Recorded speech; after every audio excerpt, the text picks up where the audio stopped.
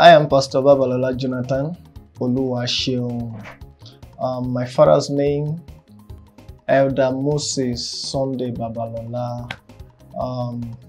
We hail from Abeokuta in Ogun State, Nigeria. Owu, yeah, Owu Lakoda.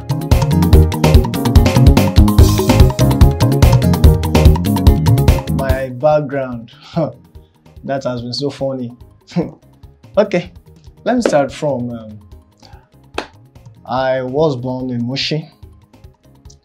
In the process, grew up in Agege, and then along the line again, 1992, 93, we traveled down to Lagos, to Egbeda in Lagos. So in the process, my background, I sold pure water, urine pure water, and O22 pure water. That's around 96 then, if some people still remember.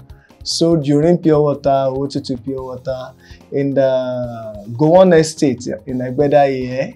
I sold bread, mobile water bready, mota efo, mota ẹyin, and in the same Abeson Estate as well here in Lagos, I did laborer. I served as laborer at least for years. For years, it has been so rough and tough. In fact, I remember I sold fine ice. Yeah, in the process of the background. Oh Jesus Christ! Yes, I remember. I did all this Okada. Àṣìṣe Okada no. In the course of the Ọlọ́run máa fìyà jẹ̀yàn láyé, ìrìn àjò yẹn pọ̀ díẹ̀, ó pọ̀. In the course of it gan, mo ṣe conductor, kò kàn lọ títí. At least lórí pé lórí ohun tá a fẹ́ jẹ́, but we thank God where we are. Tí máa dẹ̀ tún wò, mo kọ́ṣẹ́ furniture, àbí mi sínú iṣẹ́, dáàdì mi jẹ́ electrician and electronics, mom sì jẹ́ fashion, so méjèèjì náà ni mo mọ̀ nípa ẹ̀. So mo ṣe fashion, mo ṣe electrical, gbogbo iṣẹ́ aṣá mi kọ́ rárá ṣákáṣá sọ pé mo níṣẹ́ ọwọ́ mẹ́sàn-án lọ́wọ́ tí mo sì máa ń sọ fún gbogbo èèyàn. Mo níṣẹ́ ọwọ́ mẹ́sàn-án lọ́wọ́ ṣùgbọ́n iṣẹ́ Olúwa ló jọba lórí gbogbo ẹ̀ lọ́wọ́lọ́wọ́.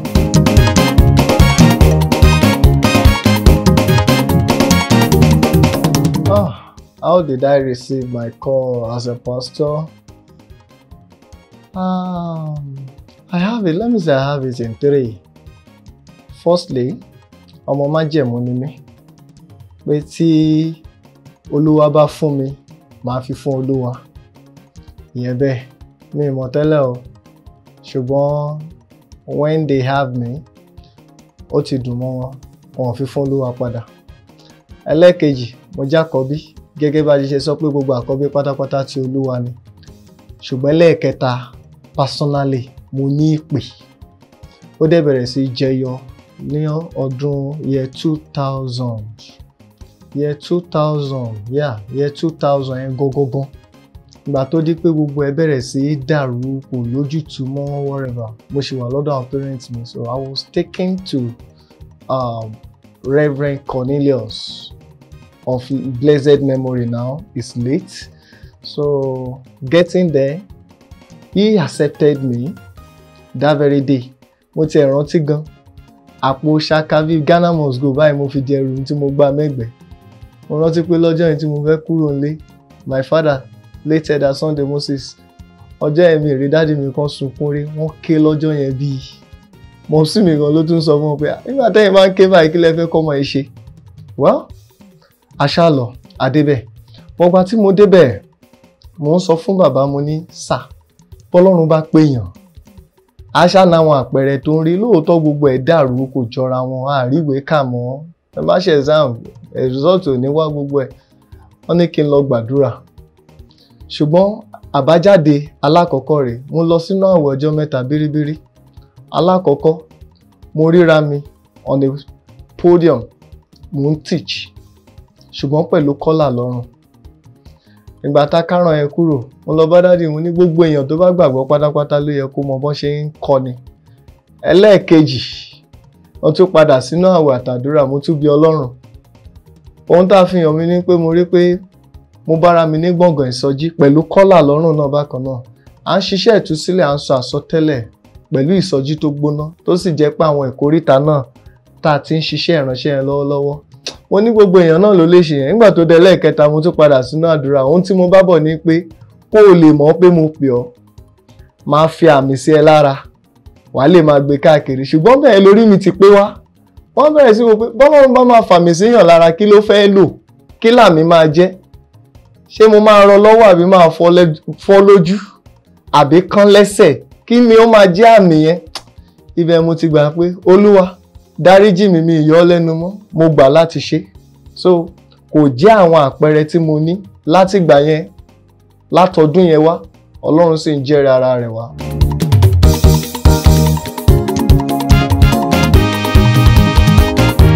Àwọn iṣẹ́ àmì tó ti ṣẹlẹ̀ nígbà tá a ti bẹ̀rẹ̀, ó ṣe láwọn kan gbòógì tó jẹ́ pé mi lè gbàgbé. Ìkan ní mo sì lè dárúkọ mẹ́ta pẹ̀lú oore ọ̀fẹ́ Ọlọ́run. Alákọ̀ọ́kọ́, a parí ìṣọ́ òru. Wọ́n ń pe orúkọ ìdílé yẹn ní ìdílé Elder Mrs. Bankole. Táwọn náà bá jẹ́ olóore ọ̀fẹ́ tán bá ń gbọ́ program yìí lọ́wọ́. Àwọn ní ìyàwó wọn ló pè mí láàárọ̀ kùtùkùtù. Mo tiẹ̀ délé, ká tiẹ̀ fara mọ́ ìyá. Nípè yẹn wọlé, pásítọ̀ ẹ má bọ̀. Mo délé wọn, mo tiẹ̀ rò bóyá ilé wọn ni nǹkan ti ṣẹlẹ̀. Ṣùgbọ́n kì í ṣe ilé wọn. Àwọn neighbor wọn tó bí ọmọ yẹn ò tí ì péjọ méje. Ọmọ yẹn ló dákẹ́ ní gbogbo wọn ń pariwo. A bá dẹ̀ wọlé pẹ̀lú oore ọ̀fẹ́ Ọlọ́run, ọmọ yẹn ti dákẹ́. Nígbà tá a dẹ̀ wọlé, mo ní kí gbogbo wọn jáde. A sì bọ́ Ọlọ́run sọ̀rọ̀ pẹ̀lú oore ọ̀fẹ́ Ọlọ́run. Ọmọ yẹn tí ò fẹ́ dúró gborúkọ, ó jí. Mo sì gbé léyà ẹ̀ lọ́wọ́, ẹ gbé lọ sí ilé ìwòsàn. Ọmọ yẹn yè. Ìyàlẹ́nu tó wá jẹ́ bẹ̀ ni pé lẹ́yìn bí ọdún 3 lẹ́yìn ẹ̀, mo ṣalábàápàdé ìyá ẹ̀ ní Ìlọrin tí mi ti ẹ̀ mọ̀. Wọ́n sọ̀rọ̀ mi lọ́wọ́, lèmi wọ mọ́tò ní Táíwò. Ẹni yẹn kàn ní this is the person tí mo ń sọ, ẹni tí mo ń sọ rèé o. Mo fẹ́ sábọ́lẹ̀ inú mọ́tò pé èwo ló gbà kó bá látẹ̀kọ́ sí Ìlọrin. Ló wá ní pásítọ̀ you no know me again. Ní ìmọ̀ yín mọ̀, èmi nìyá ọmọ tẹ́ gbàdúrà fún tó jí. Ìyẹn bẹ́ẹ̀ alákọ̀ọ́kọ́. Ẹlẹ́ẹ̀kejì, Ọlọ́run ti lò wá láti gbàdúrà fún ẹni tí ò lè rìn, tọ́lọ́run sì gbé dìde. Bẹ́ẹ̀ ni, tí ò lè rìn tán gbé wá láàárọ̀ nínú márúwá. A sì gbàdúrà, ẹ̀mí Ọlọ́run sì ní da òróró lé lórí pẹ̀lú oore ọ̀fẹ́ Ọlọ́run, ó jí dìde. Ẹlẹ́ẹ̀kẹta, wọ́n la fẹ́ sọ nípa ti ìkan lára àwọn ènìyàn tí ayé ta lọ́fà, ṣùgbọ́n tí dókítà sọ pé kò ní ju 35 minutes lọ tí ó fi kú mọ́, ṣùgbọ́n tọ́lọ́run sì gbé dìde. Títí dèní mo sọ fún, mo ní pẹ̀lú oore ọ̀fẹ́ Ọlọ́run 35 minutes ó sọ di 35 years. Ọlọ́run sì fún wa lóore ọ̀fẹ́, awọ egbò náà ẹsẹ̀ yẹn jiná dèní, tán sì fi ń rìn, ó wà lórí ilẹ̀ alààyè dèní, kò tí kú. Ara àwọn iṣẹ́ àmì àti iṣẹ́ ìyanu tí Ọlọ́run ti ṣe bẹ́ẹ̀, ṣùgbọ́n 3 gbòógì tí a lè sọ pé a lè sọ nítorí àsìkò tá a wà báyìí.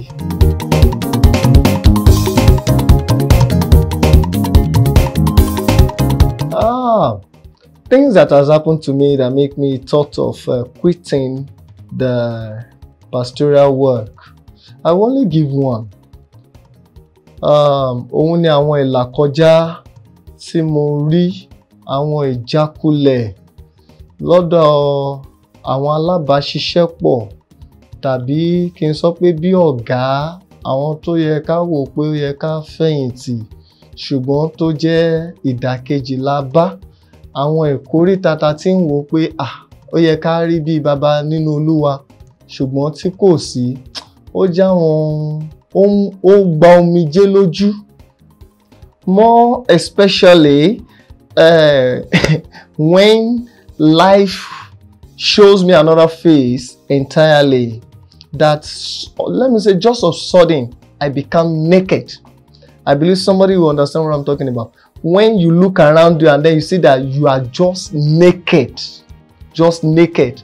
No home, nothing. Oh, I thought of God. It seems I will quit. I thought of quitting. But thank God for grace. Thank God for grace. According to 2 Corinthians chapter 2, that my grace is sufficient for thee. Thank God for grace of God. And thank God for the Holy Spirit that speak during those wilderness experience.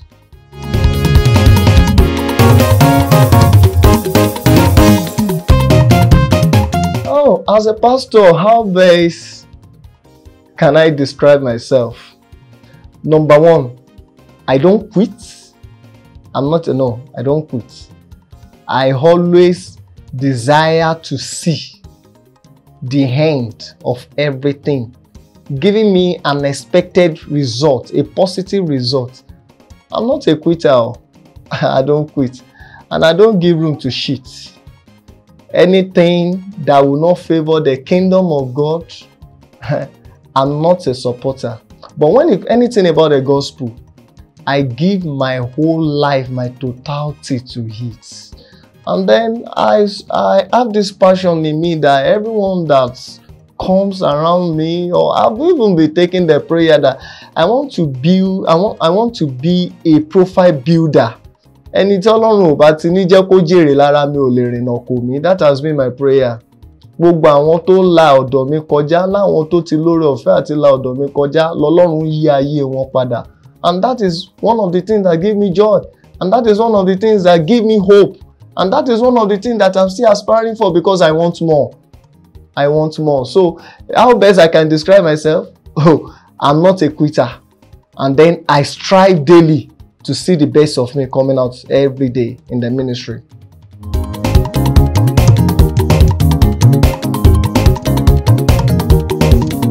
If I am opportune to occupy a high seat in Nigeria, let me say one thing in my mind that I will first put in place is rebranding the name of our country all over the globe. The true identity, our true identity as Nigerian, so that other nations that have seen us as this and this and this, our green passport, restoring the glory of Nigeria in every capacity. That is the first thing I have in mind that I can do, that I know I will do if I found myself in any of this position, restoring the glory of Nigeria. That's it.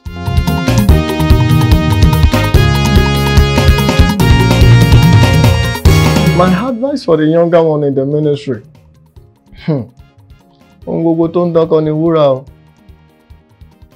The beginning will be so rough and tough. So rough and tough. In the early stage of the ministry, you won't make money. The truth must be told. You won't make money in the early stage of the ministry. That one will not come at all. But focus on your call. Focus on your caller. You are called. Focus on that God that has called you. If you focus on Him, by the time you are groomed, by the time the Lord Himself has proven you that yes, you are, and then all the gifts and every other thing, the benefits, everything will be coming up. So my advice is that focus on Him that calleth you. Not all these material things. All these material things, according to the Bible, they say, seek ye first the kingdom of God and His righteousness. Matthew 6:33, and every other thing shall be added. Focus on the kingdom. Let the kingdom be your aspiration, your desire. Every other thing shall be added when you have been proven by God Himself. Car, everything, traveling, everything will be added simply. Those things will come. So sheep. Let me make mention of the word sheep. It will come. It will come. Ebi máa ń pààyàn bẹ́ẹ̀ o, but later wàá padà wá jọ̀rọ̀.